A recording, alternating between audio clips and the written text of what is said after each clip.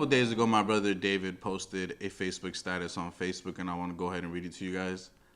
Be grateful for the problems you have. You're meant to go through that phase of trials and problems because the blessings following are meant for you as well.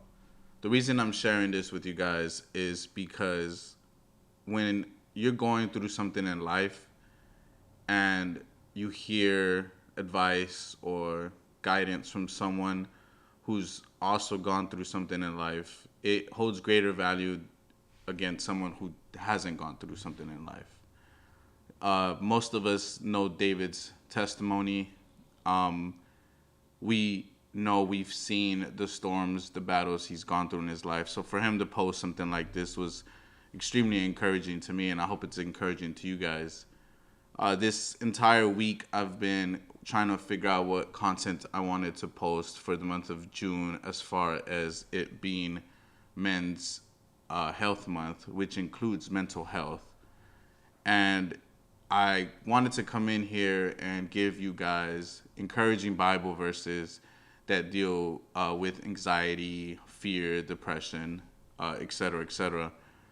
But after brainstorming with my friends, I just felt like it wasn't personable enough for my liking. I told you guys when I started this, I wanted it to be a conversation. I wanted it to be real. So I feel like me sharing personal experiences is of bigger value than a Bible verse without any experience behind it. If you guys don't know, I was born and raised in church since I was born.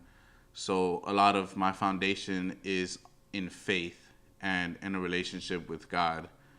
And a lot of that has to do with my mom and me watching her relationship with God growing up. My mom is my everything to me. Everything I want to be is my mom. And I won't get into that because I'll get emotional. But that is a huge component in my life, in everything I do. The biggest one is just loving on people. I'd rather love on someone than shove Bible verses down their throat or doctrine. And that's just how I see it for my personal life and my experiences.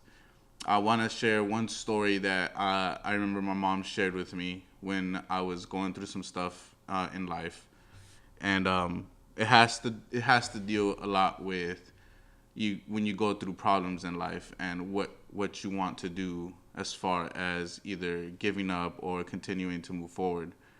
My mom said that she had went to this church convention and that there was a lady preaching and it was powerful. The Holy Spirit was moving.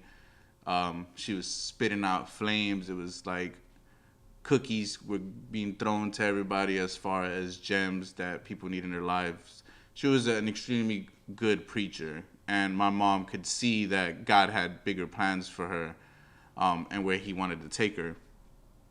My mom said a couple years later she went back to the same convention specifically to watch this lady preach and see her growth, and she wasn't there anymore.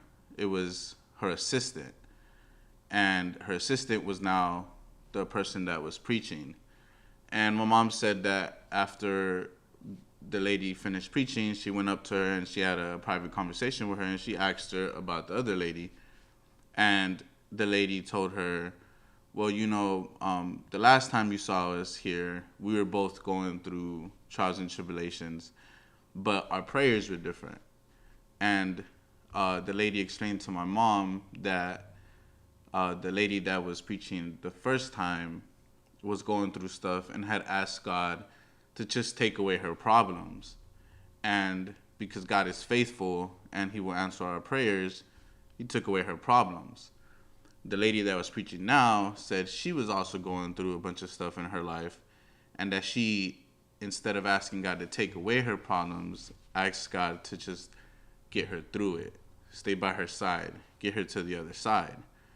And the difference is that God answered her prayers as well, but God got her through it, and now she was able to grow as a person and move up from just being an assistant to now being the lead person in the convention.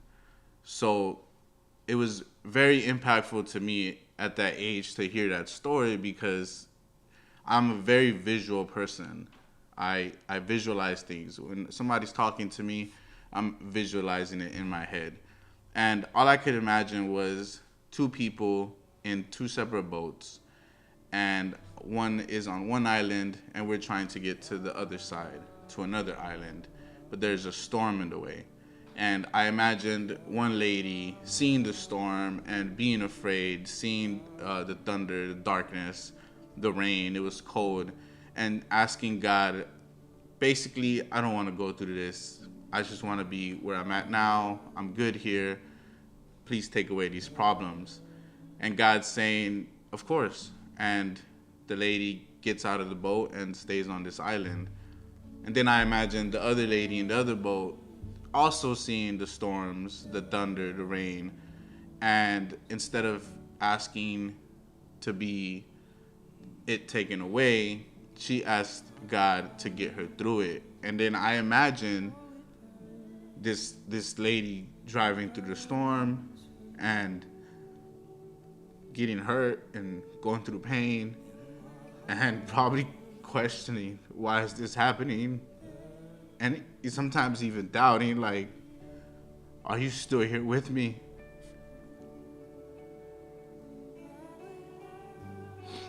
But then I visualized her getting to the other island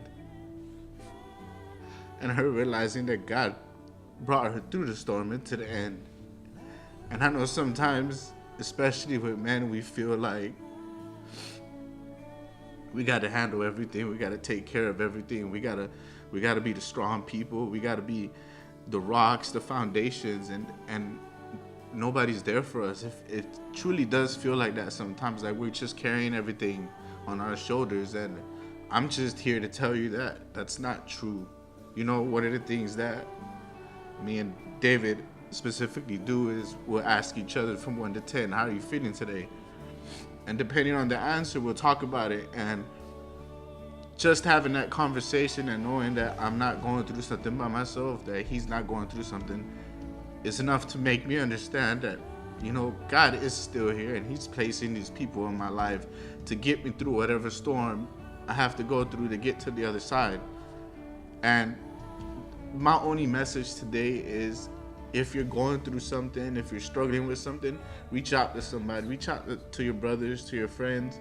Reach out to me. Talk about it, because I promise you, you're not the only one going through it.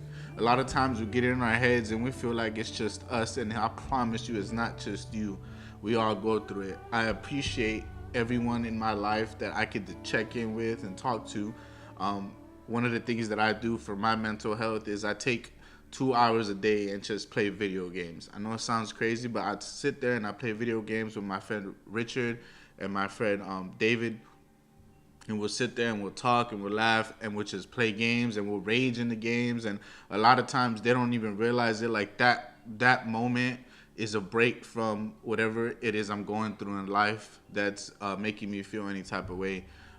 Yesterday, Richard took me out to eat to a restaurant for lunch, and it's something so simple like that. He doesn't know how much that means to me, as far as, you know, I'm not going through stuff alone.